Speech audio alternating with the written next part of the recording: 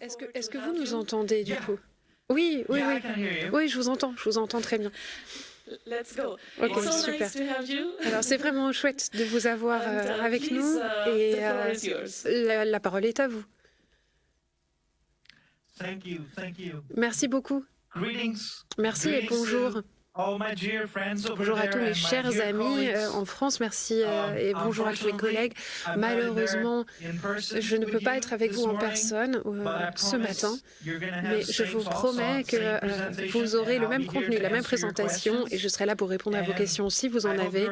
J'espère que vous vous amusez bien déjà à Lille, que vous allez pouvoir profiter du festival, que vous allez entendre beaucoup d'intervenants très intéressants. Je vous revois donc à la fin de la présentation pour les questions-réponses. Merci beaucoup.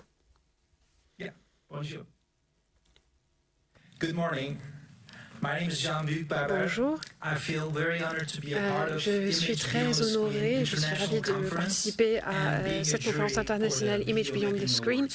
Je suis ravie Many aussi de thanks to the participer au conference jury. team for having me. Merci I'm very excited to present my work to you today. à l'équipe de la The conférence. Je wonderful suis people très and contente de talents pouvoir of vous our présenter industry.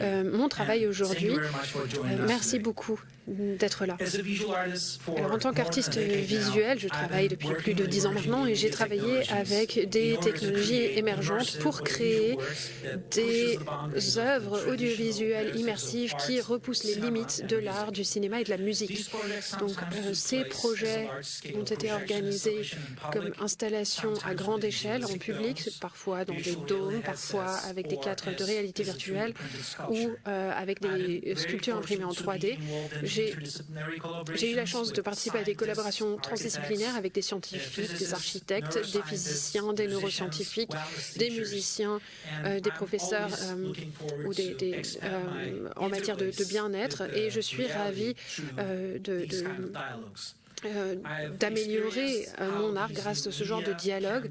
Donc, je suis très intéressée par l'idée de déterminer comment ces médias peuvent permettre d'éveiller les consciences sur certaines des grandes questions de notre ère. Dans un monde où la communication, les amitiés, le travail se déroulent de plus en plus souvent dans le monde numérique, nous sommes immergés dans l'information constamment et mon idée, c'est vraiment de mieux comprendre et de trouver de nouvelles formes hybrides de communication et de sens également dans un paysage en partie physique, en partie virtuel, dans lequel nous naviguons. Et je trouve que c'est très intéressant d'utiliser pour cela de nouvelles technologies. Donc les espaces deviennent de plus en plus grands et sont une partie intégrée de nos espaces publics et de notre architecture. Et aujourd'hui, nous allons parler des images au-delà de l'écran. Donc nous allons passer beaucoup de temps à regarder les espaces dans lesquels nous nous trouvons.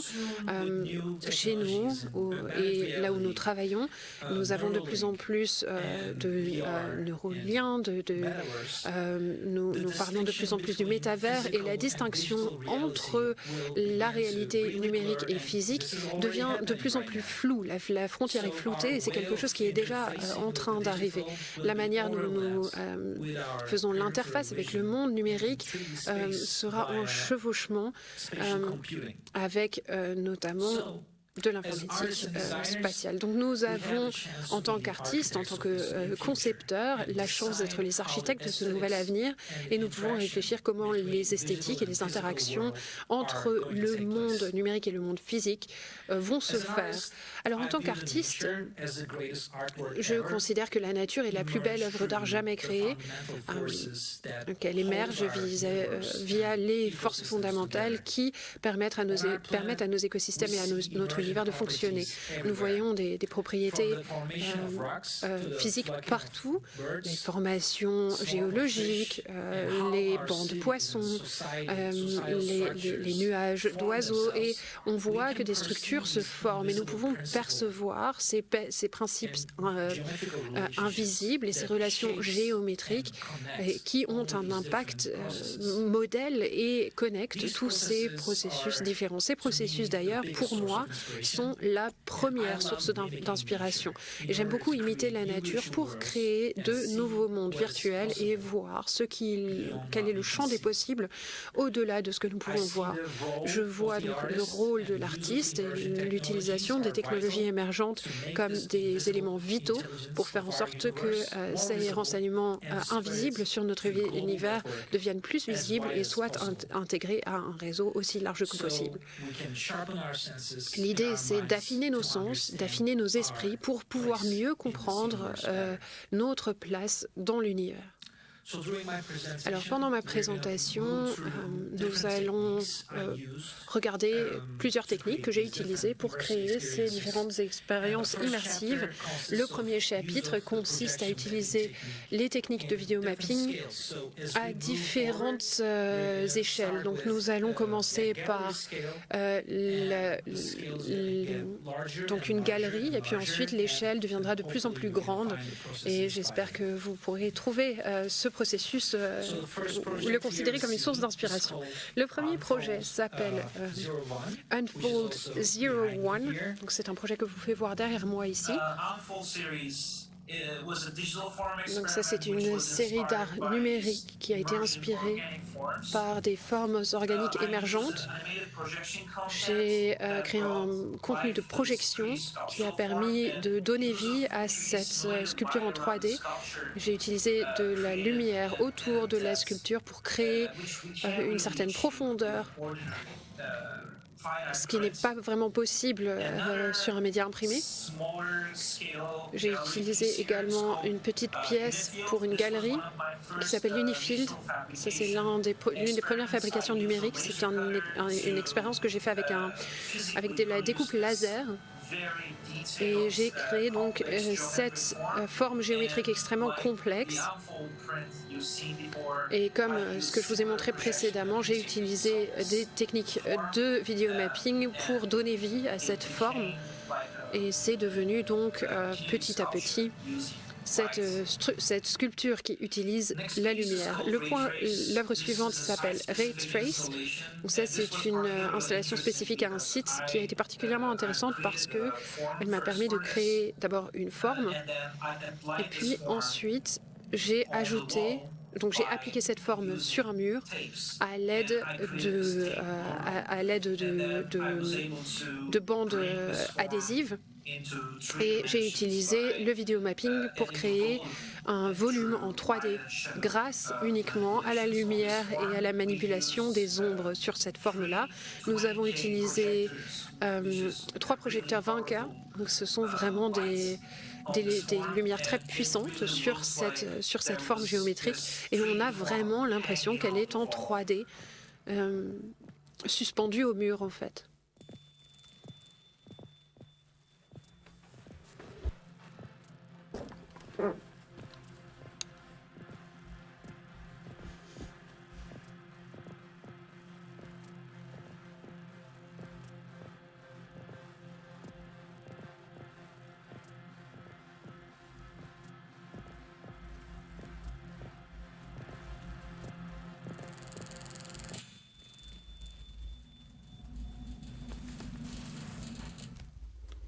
One of my exciting projection mapping projects was in 2014 in Prague. Alors mon projet a eu lieu à Prague en 2014 qui s'appelle Emerge. C'était un projet architectural qui avait été demandé par le Festival des Lumières de Prague. Il s'agit ici de l'un des principaux bâtiments de Prague qui date de 1800. Et pour moi, il était vraiment intéressant d'observer les réactions d'un public large sur certains des morceaux les plus grands du bâtiment. Ce qui est intéressant, c'est de réfléchir pourquoi certains des plus grandes parties du bâtiment avaient plus d'effet sur le public.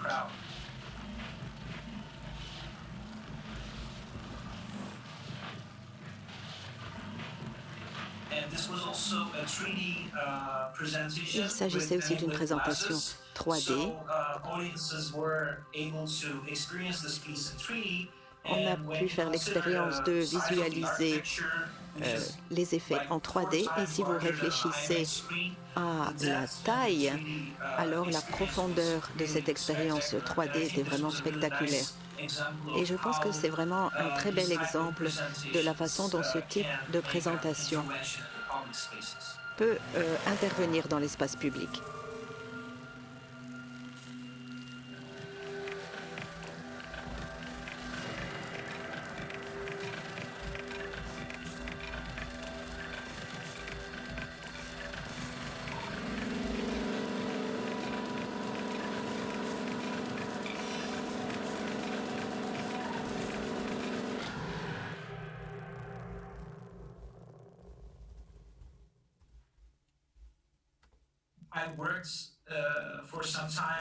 Pendant un certain temps, j'ai travaillé avec une entreprise à San Francisco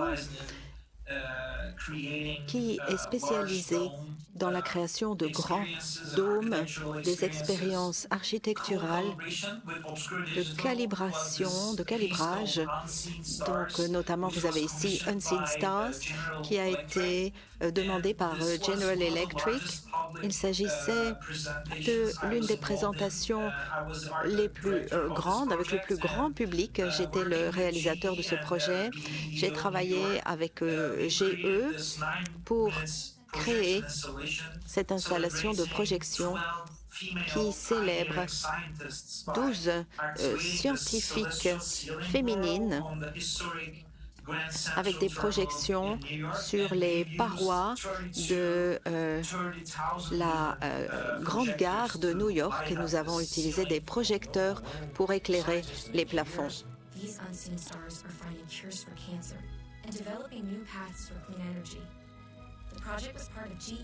Le projet faisait partie d'une initiative de GE.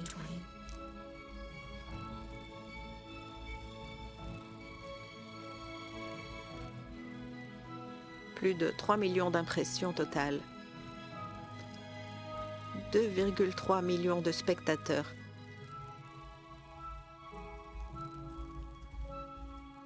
Événement de 4 jours. Les gens ont partagé le spectacle.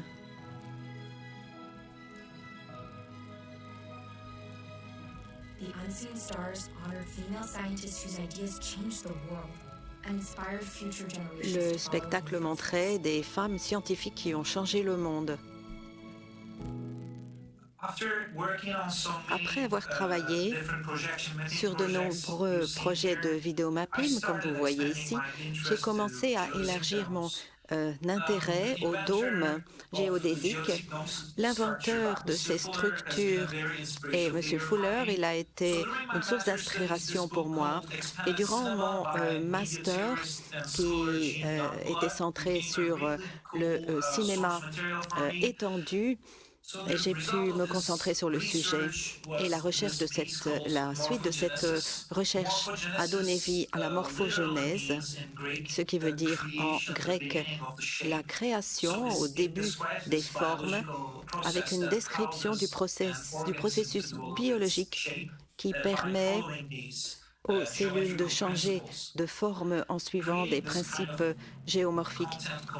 La création de ce type de contenu en 360 degrés m'a permis de présenter ces formes comme des dômes, et il s'agit en même temps d'une installation panoramique.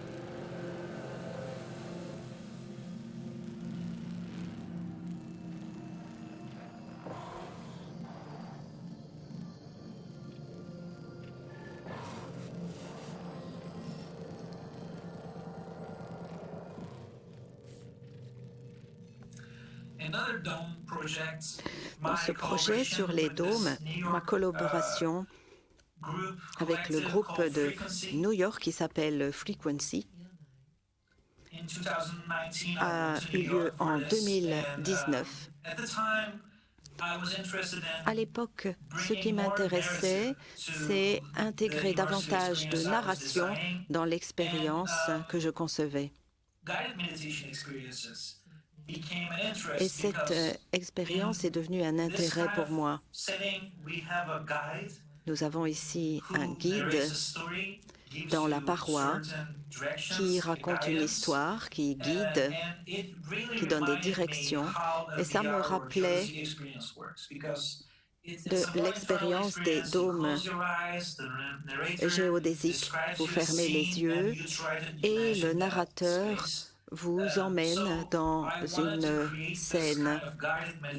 Et je voulais mener cette expérience de méditation guidée dans l'immersion. En même temps, j'ai eu un contact avec Frequency à New York. Ils démarraient cette société avec des psychologues, des enseignants, des formateurs en méditation. Ils travaillaient exactement sur le même concept que ces dômes géodésiques. Et je suis donc passée à ce projet d'expériences immergées très intéressantes. Voici quelques réactions des spectateurs à Austin, là où l'expérience a été menée en premier.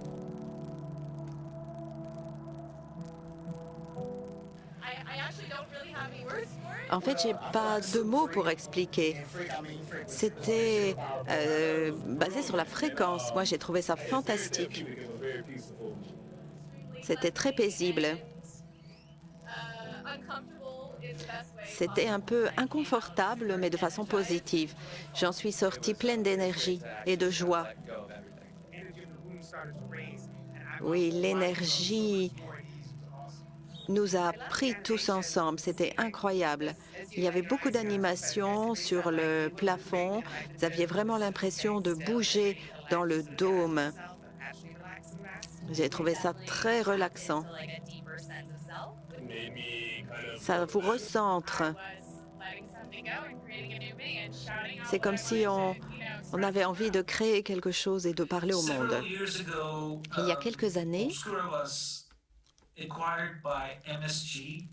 une société acquise par MSG, donc Madison Square Garden, avait un grand lieu aux États-Unis pour des événements sportifs, des concerts, toutes sortes d'expériences récréatives. Et après l'acquisition, ils ont commencé à se concentrer sur ce concept de sphère qu'ils développent pour l'instant à Las Vegas et qui sera aussi reproduite dans d'autres villes du monde. C'est pour eux la caractéristique des événements récréatifs avec une structure en dôme et des écrans LED dans le dôme et à l'extérieur du dôme. Ils vont héberger pratiquement 20 000 personnes dans ce lieu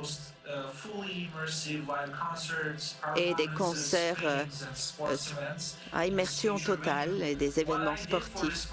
Ce que j'ai fait pour ce projet, c'est créer du contenu pour la première présentation de ce concept de dôme. Alors, j'ai aussi travaillé à San Francisco sur Autodesk Pier 9 Residency. En 2017, j'ai eu la chance d'y travailler dans un atelier Pier 9 qui a été développé par Autodesk et qui se concentre sur la création des objets. Ils y ont créé ce réseau de fabrication digitale de haute définition avec des impressions 3D, des découpes laser, de la robotique, des laboratoires électroniques. C'est un atelier avec énormément d'équipements. Et dans le programme d'artistes en résidence, il vous donne accès à l'atelier et vous avez la possibilité de faire des choses très innovantes à l'aide de cet équipement. Donc c'était vraiment une excellente opportunité pour moi de construire l'étape suivante de l'expérience de réalité virtuelle. Le bâtiment m'intéressait beaucoup.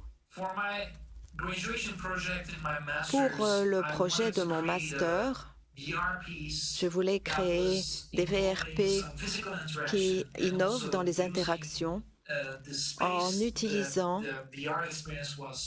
l'espace pour lequel la réalité virtuelle était créée.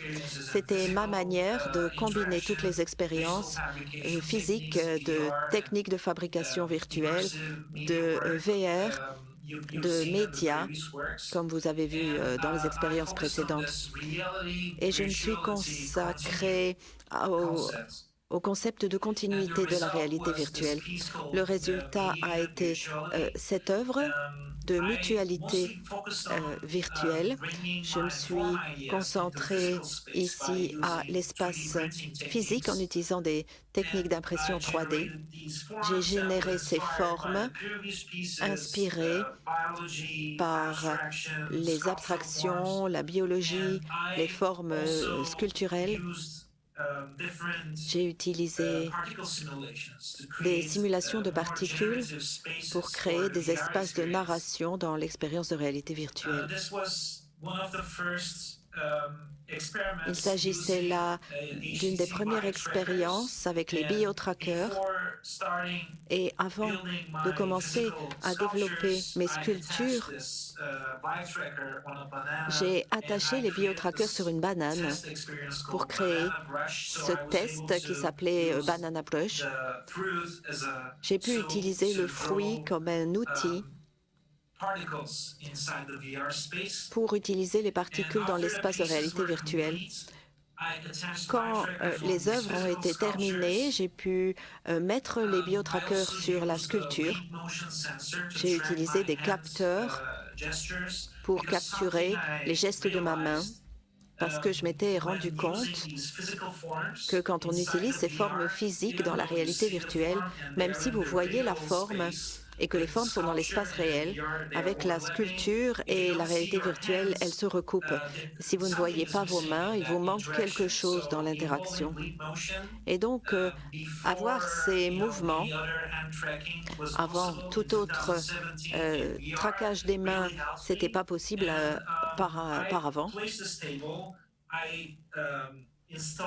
Et moi, j'ai installé mes sculptures avec les capteurs dessus et j'ai utilisé des impressions aussi dans la salle où j'ai présenté les œuvres. Et c'est quelque chose que j'ai testé. Vous savez, quand vous testez des œuvres en réalité virtuelle, vous n'avez pas d'idée, vous n'avez pas d'indication de ce qui se passe vraiment dans la réalité virtuelle. Ce que je voulais faire, c'était amener l'expérience de réalité virtuelle dans l'espace physique. Donc, avant de plonger dans l'expérience, vous avez encore ce point de référence de l'espace architectural, les formes, les impressions dans le monde. Et donc, vous êtes déjà à l'intérieur de l'expérience. Et quand vous mettez le casque de réalité virtuelle, vous avez une autre couche d'expérience. Vous êtes entièrement entouré par cet espace, mais vous avez encore des indications de l'espace qui vous entoure. Et c'était ma manière d'appréhender les limites floutées entre les espaces.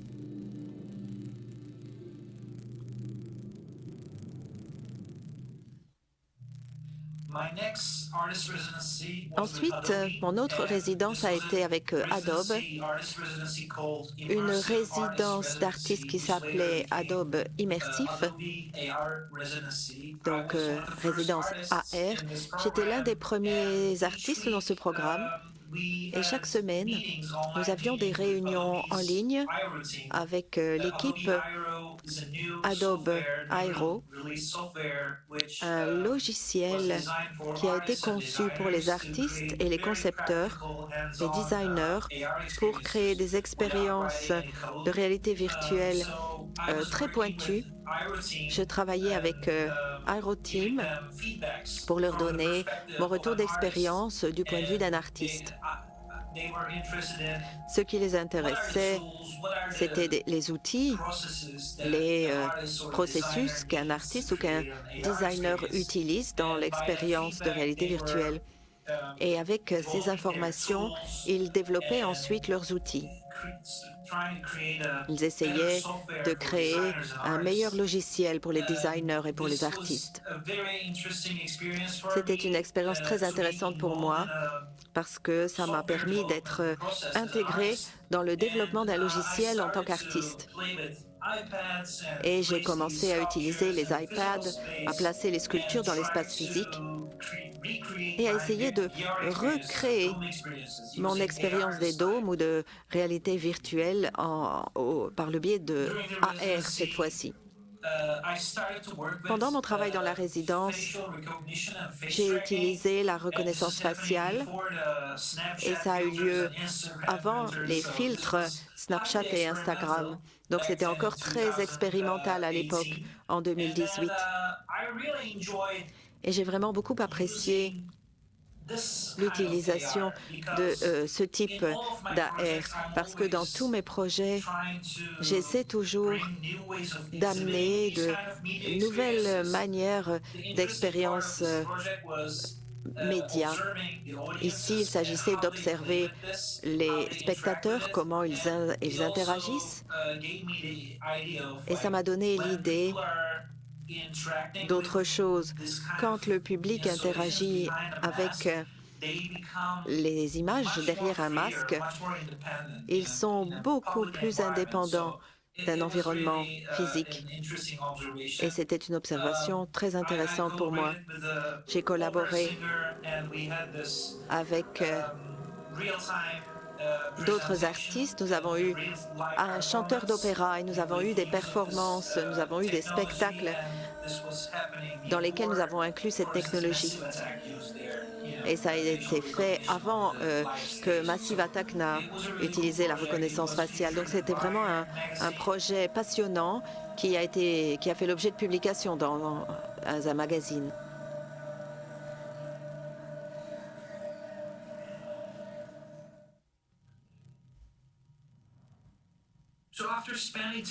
Après avoir passé du temps à me concentrer surtout sur les formes physiques et à en apprendre davantage sur la matière et comment produire des objets physiques en utilisant des outils de fabrication et des logiciels, j'ai voulu revenir à ma création de contenu numérique où j'aime vraiment créer ce genre d'œuvre parce que vous pouvez ajouter du mouvement, ce qui n'est pas possible dans l'espace physique. Et ce dont je me suis rendu compte pendant ma résidence à Autodesk, c'est que je devais attendre 18 heures pour produire une pièce en 3D. Et après ça, ce qui me reste, c'est une photo. Et ces photos, c'est quelque chose que je pouvais copier par des techniques de rendu comme Render ou Slim 48. Et je voulais cette fois utiliser l'inspiration de l'espace physique pour produire des idées sculpturales sans imitation de l'espace physique, comme la gravité ou les matériaux ou l'ADR. Donc des séries de multivers sont nées. Donc ça a été l'expérience après avoir passé autant de temps sur les œuvres physiques. Avec cette série, je voulais me centrer sur le rendu photoréaliste, sur le travail avec différentes matières en 3D.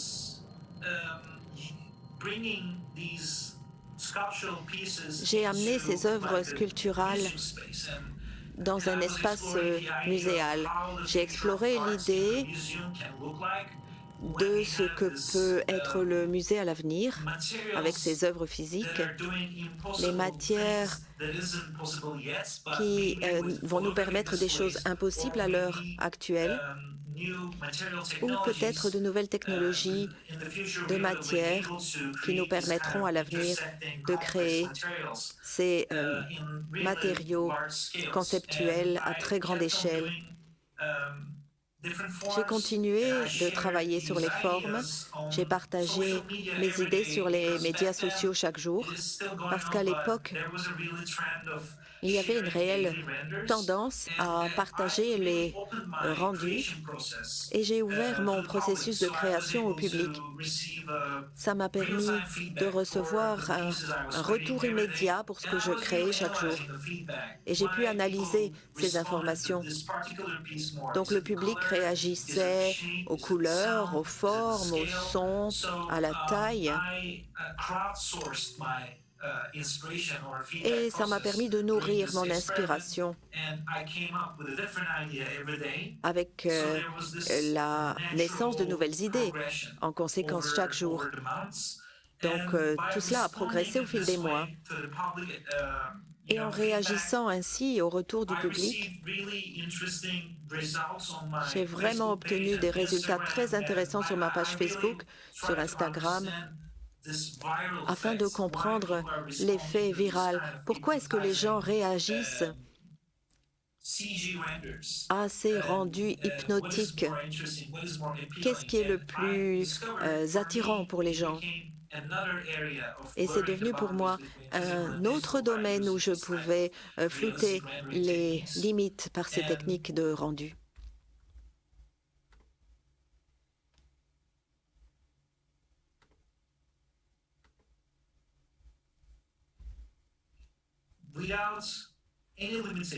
Sans aucune limite dans la création de ce contenu visuel,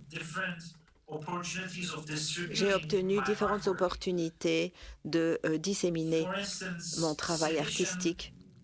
Par exemple, avec Cédition, c'est une plateforme où les collectionneurs peuvent avoir des éditions numériques des œuvres d'art.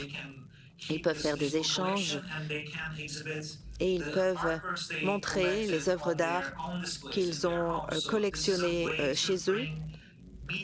Donc c'est une manière de mettre l'expérience artistique chez vous et d'avoir l'authenticité avec des certificats. Et une entreprise Depict à San Francisco a produit ces cadres numériques. Et c'est une autre plateforme où j'ai pu montrer mes œuvres, une autre façon de distribuer du contenu numérique. Et ça a fait partie de cet affichage LED à Washington de très grande dimension qui est devenue une installation permanente.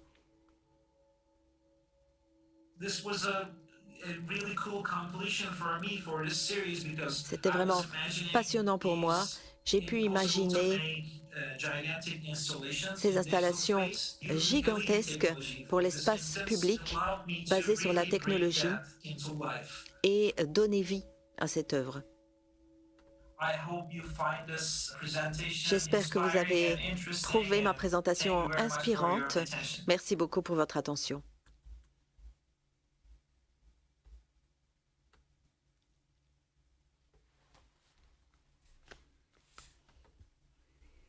Thank you. Merci beaucoup. Thank you very much for this presentation. Merci pour cette présentation. Merci pour la façon dont vous nous avez hypnotisés. Merci d'avoir parlé de la limite entre l'art et la technologie, de plus en plus floutée. Et merci pour avoir inspiré notre esprit par rapport à l'espace analogique. C'était fantastique. Merci beaucoup de nous avoir accompagnés aujourd'hui. Je vous remercie. J'espère que vous avez apprécié. Effectivement. Alors peut-être quelques applaudissements?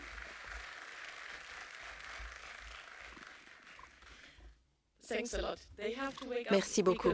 Il faut qu'ils se réveillent, vous savez, parce que là, on sort de l'hypnose. Nous allons bientôt passer aux questions.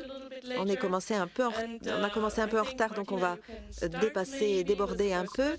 Peut-être Martina pouvait poser la première question, et puis Nika passera le micro dans le public pour que vous puissiez poser vos questions.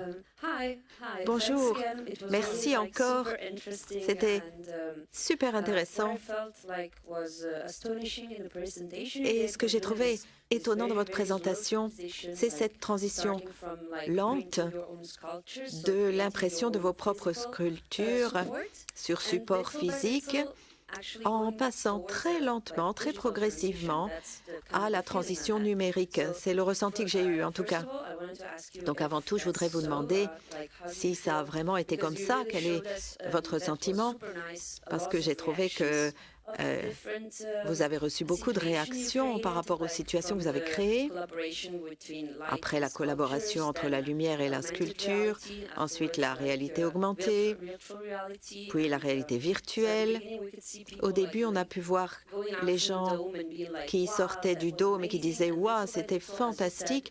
Et petit à petit, comme vous l'avez dit, on a des utilisateurs. Vous avez été contacté notamment par Facebook, par Instagram, et je voulais un peu comprendre dans cette transition numérique dont vous avez parlé, si vous pouvez vous imaginer continuer à travailler sur les sculptures et retourner en arrière et puis revenir vers l'avant, revenir à l'heure actuelle, ou bien est-ce que vous pensez que c'est une transformation qui ne peut aller que dans un sens? Merci beaucoup pour vos gentils commentaires.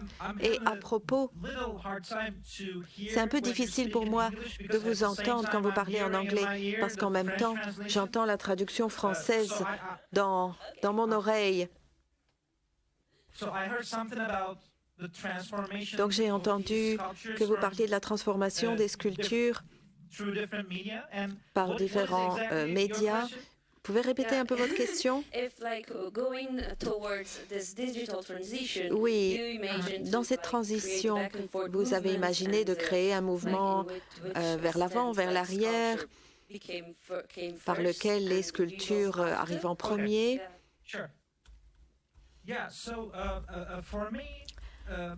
Oui, alors pour moi, voilà comment je me maintiens dans un processus de création. Si vous passez trop de temps en face de votre ordinateur, au bout d'un moment, vous perdez le contact avec la pratique. Et essayer quelque chose de différent, apprendre une nouvelle technique, maintient le feu. Vous voyez, parfois je découvre quelque chose d'intéressant quand je travaille avec les matières physiques. Et donc là, ça me passionne de transférer ça dans la création digitale. Mais parfois, vous avez des idées numériques et vous voulez exprimer quelque chose de vraiment différent dans les médias sociaux. Et donc, je pense que la création me maintient en mouvement et maintient l'inspiration. Je ne dirais pas vraiment qu'il y a quelque chose qui arrive en premier par rapport à autre chose. C'est un cycle complet en permanence. Merci beaucoup. Alors, on va passer au public maintenant.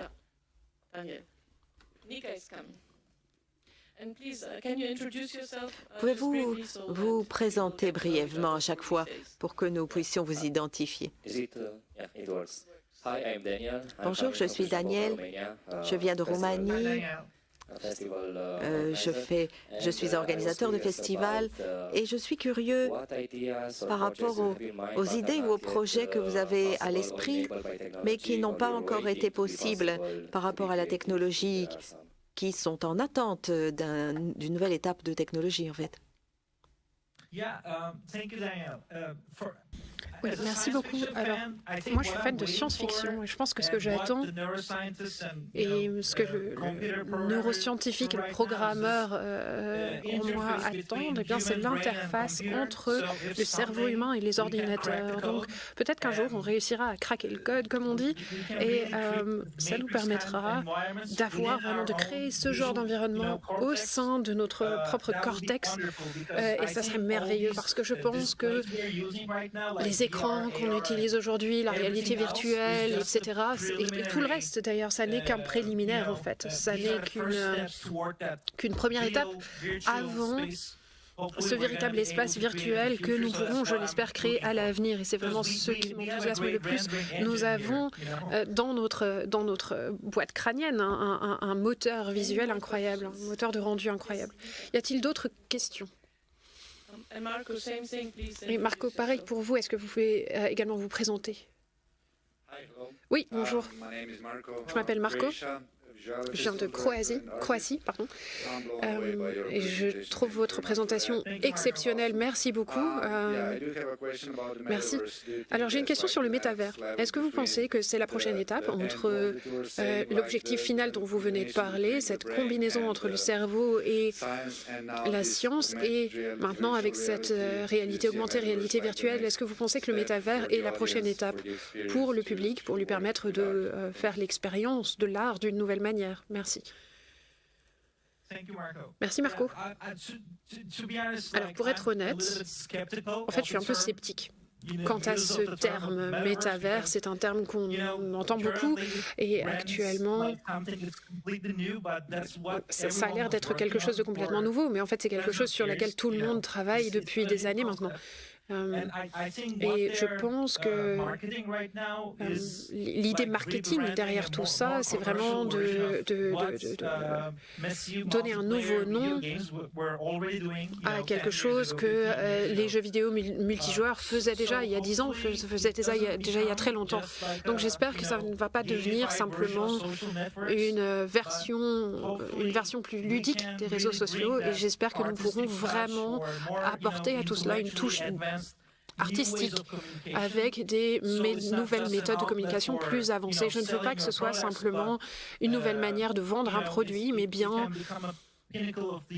vraiment le sommet de l'utilisation de la technologie pour une meilleure communication. Peut-être que cela nous permettra de créer une nouvelle manière d'interagir entre les personnes d'une manière qui n'est pas vraiment possible dans l'espace physique. Je ne veux pas qu'on se contente d'essayer d'imiter, de recréer des choses qui existent déjà, parce que sinon je pense que ça sera vraiment une perte de temps pour l'humanité en fait. Très bien, merci beaucoup. Y a-t-il d'autres questions? Annika, voilà, en attendant, je vais peut-être vous demander quel est le rôle du son dans votre travail, parce que nous avons eu donc une présentation préparée et nous n'avons pas forcément pu voir quel est le lien entre le son et l'image. Est-ce que vous travaillez aussi avec le son ou pas vraiment? Sound and image. Sound and image, how are they cooperating in your system? La coopération donc entre le son et l'image. Alors, le son représente 50% du travail. Donc, ce sont des créations visuelles, des créatures visuelles que je crée, mais le son, c'est quelque chose de très tactile. Donc, pour moi, j'aime beaucoup combiner mes réflexions. J'ai un peu l'impression d'être à la fois musicien et chef d'orchestre. Il y a clairement une vision dans mon esprit, mais il y a aussi une sorte d'atmosphère, une humeur, on va dire. Et le son vient parfois en premier, parce que ça permet de très clairement définir le genre de sensations, de sentiments que l'on souhaite transmettre par le biais de cette expérience.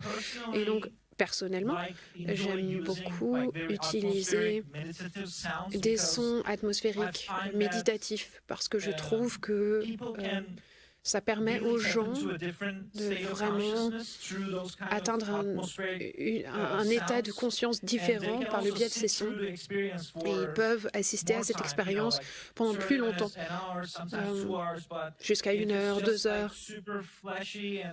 Parce que sinon, s'il n'y a que des flashs partout, quelque chose qui ressemble à un clip, c'est chouette aussi, pourquoi pas. Mais ça ne permet pas vraiment de capter l'attention du public pendant longtemps quand on a un tempo un peu trop effréné. Merci. Est-ce que vous développez vos sons vous-même, les paysages sonores? Est-ce que vous les développez vous-même ou est-ce que vous collaborez avec d'autres gens? Et est-ce que vous avez aussi autant de recherche dans le son que dans le visuel? Absolument. Alors, ça dépend du projet. Si je veux faire quelque chose de plus musical, généralement, je coopère avec des musiciens. Mais si c'est simplement du design sonore, et bien ça, je m'en occupe moi-même. Donc généralement, en fait, c'est un petit peu une combinaison des deux. On a une couche de conception sonore que je crée moi-même, et puis nous avons aussi des musiciens impliqués. Très bien, merci beaucoup. Alors, je crois qu'il y avait encore une question. Où est le micro? Présentez-vous, s'il vous plaît.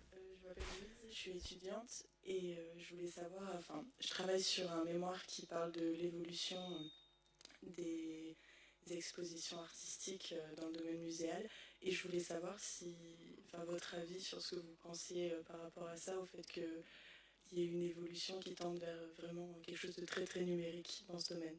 Voilà. Et c'était très très beau ce que vous nous avez présenté. Merci. Thank you. Merci beaucoup. So, may I have a Alors, translation, please? est-ce que je peux avoir une traduction, s'il vous plaît? En fait, on essaie de vérifier. Martina, est-ce que vous pouvez répéter la question en anglais, s'il vous plaît? Maybe you can just repeat the question.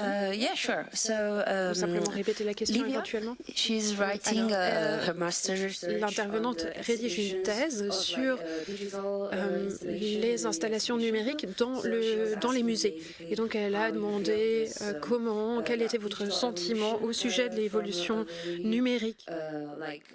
As she interested in museums, Donc, elle est très if intéressée, you elle feel va au as musée, et this on is voit going que really l'évolution towards du like a qui se tourne de plus en full plus vers le immersion numérique. in screen. Et donc, Was it a right l'idée était translation? d'obtenir votre Yeah. opinion à ce sujet. Est-ce que c'est la bonne traduction? Ok. Livia confirmed. Yeah, I think Oui, je pense.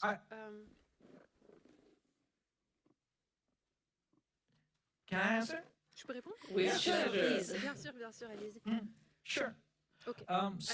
So I think the digital artworks are embraced more at the moment, and maybe even the pandemic situation had something to do with it, because it made everyone more familiar, remote working and, Zoom meetings and that kind of thing became a more a bigger part of our daily une lives. partie So I intégrante de think notre vie quotidienne. Et donc, je pense que on travaille de plus en plus avec le monde numérique. Ça n'était pas forcément comme ça il y a 10 ans. Les gens ne comprenaient pas forcément, le grand public ne comprenait pas forcément quelle était la place de l'art numérique. On ne comprenait pas forcément comment il était créé, et on avait du mal à comprendre aussi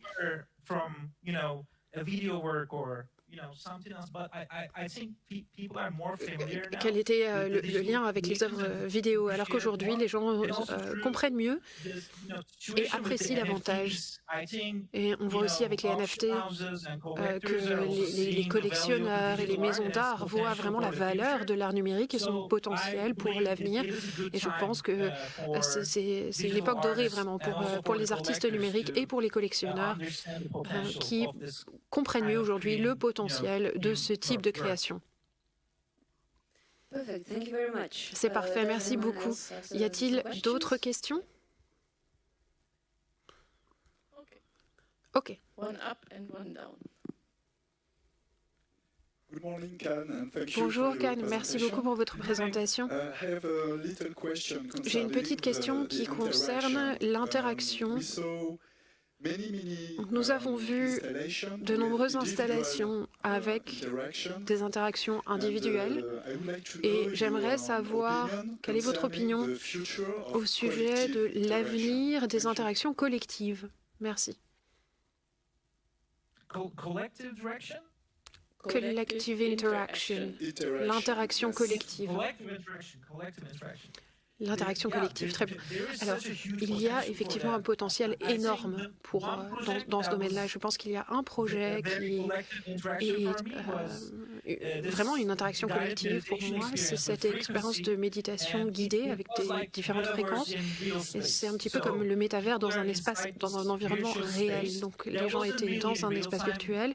Il n'y avait pas forcément une interaction en direct avec le contenu, mais la manière dont c'était perçu, avec le son, leçons et les instructions que les gens recevaient, ça a vraiment permis de créer un environnement similaire à celui d'un jeu multijoueur. Donc, je vois vraiment un grand potentiel là-dedans. On a la possibilité, on a un groupe on a la possibilité de guider tout un groupe de personnes et je pense que les expériences à l'avenir seront similaires à celle-ci. Ça permettra de rassembler les gens et bien souvent, c'est vrai qu'avec le remote, avec les choses en distanciel, on a tendance à beaucoup s'isoler. C'est vrai, c'est confortable de rester chez soi, d'être uniquement en interaction sur Internet. Mais grâce à ces nouvelles expériences, eh bien, ces nouvelles expériences peuvent rassembler les gens, connecter les gens les uns avec les autres et leur permettre d'interagir en temps réel. Et je pense que ça serait vraiment une très belle chose. Merci beaucoup. C'était effectivement une excellente question. Beaucoup d'entre nous travaillent dans des festivals et nous connaissons les publics de grande taille et parfois c'est un peu difficile de présenter ce genre de travaux. Alors, ce genre d'œuvre, je vais peut-être interrompre Martine. Je crois que vous avez travaillé avec, n'est-ce pas, Martine de Signal est avec nous aujourd'hui. Bonjour Martine.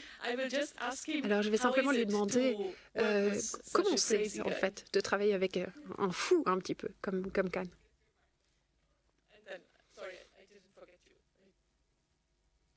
Mais je ne vous ai pas oublié, il y a eu encore une autre question. C'est simplement parce que ça me paraît bien collé avec la thématique. Oui, merci beaucoup. Enfin, oui, il ne faut pas beaucoup de temps pour répondre à la question de comment c'était de travailler avec vous. On a travaillé ensemble sur 2-3 projets ensemble, 3 projets je crois, et ça a toujours été une expérience exceptionnelle. Nous avons eu un projet qui a été présenté déjà et un autre projet qui a été le projet le plus fou sur lequel j'ai jamais travaillé, donc un mapping en live pour un orchestre à Prague et ça a été une expérience incroyable. On a travaillé avec à peu près 15 artistes ou 12 artistes, je ne sais plus exactement parce que ça fait un petit moment, mais ça a toujours été un grand plaisir. J'ai écrit un texte d'ailleurs et je suis désolée de ne pas pouvoir vous voir en personne. Quand j'ai vu ton nom, j'espérais pouvoir te revoir après tellement de temps à distance, mais ça a été un grand plaisir de travailler avec toi, en tout cas pour répondre à la question de Bettina. Ça a été un grand plaisir. Merci beaucoup Martine. Merci beaucoup, Martine. Merci pour le soutien que tu apportes aux artistes aussi. Ça a aussi été toujours une grande expérience, une belle expérience de travailler avec toi. J'ai eu une expérience magique à Prague et j'espère pouvoir revenir. J'ai hâte d'y être. Merci beaucoup. Nous avons d'autres questions encore. Oui. Je m'appelle Eric Lopez. Je viens de Houston, au Texas. Et actuellement, je rédige une thèse sur les technologies d'immersion à l'Université de Stockholm. En 2015, la NASA a accepté d'ouvrir la Station spatiale internationale pour une utilisation commerciale et ça a ouvert une opportunité pour les artistes et pour d'autres industries spatiales de travailler sur des publicités et ce genre de choses depuis l'espace. Alors quand vous parlez de l'avenir et des possibilités pour avoir de plus grands écrans, d'autres types de technologies. En fait, j'ai réfléchi à la microgravité et aux matières flottantes qui peuvent devenir une toile en fait pour d'autres médias. Est-ce que vous avez réfléchi à cette opportunité?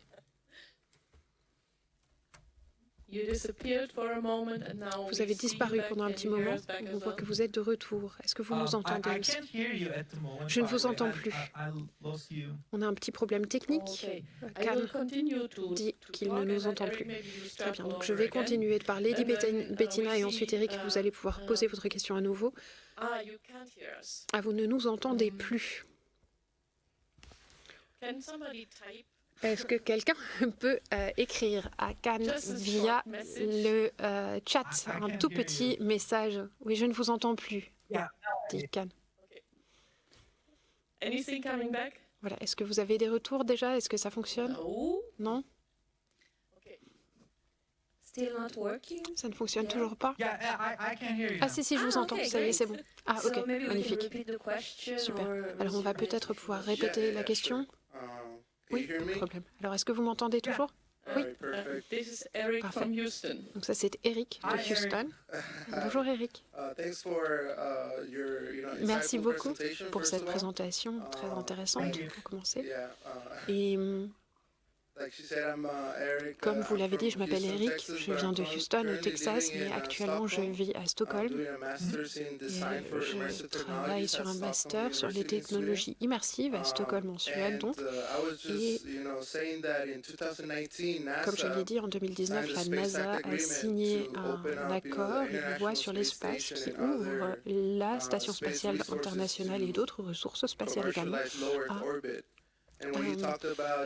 des satellites en orbite terrestre basse pour des utilisations commerciales. Je me demandais si donc vous avez parlé de ce qui nous attend encore avec des écrans de plus en plus grands et j'ai réfléchi à la microgravité et aux matières flottantes qui peuvent devenir un écran pour des projections, des choses un peu folles comme ça. Est-ce que vous avez déjà réfléchi vous-même à partir dans l'espace et à faire des expériences plus en hauteur? Oui, je suis un grand fan de science-fiction de mon côté et j'espère vraiment avoir la chance dans l'avenir d'aller dans l'espace. Mais je pense que Tom Cruise devrait y arriver avant nous tous. Je pense qu'ils vont faire des films pour commencer. Peut-être qu'un jour des artistes pourront aussi aller dans l'espace, aller en orbite. Ce serait merveilleux de travailler dans un environnement sans gravité parce que la gravité c'est une grande limitation pour nous ici sur cette planète. Très bien, merci beaucoup et merci d'avoir été avec nous aujourd'hui, Cam. J'espère que vous pourrez nous promettre de revenir l'an prochain.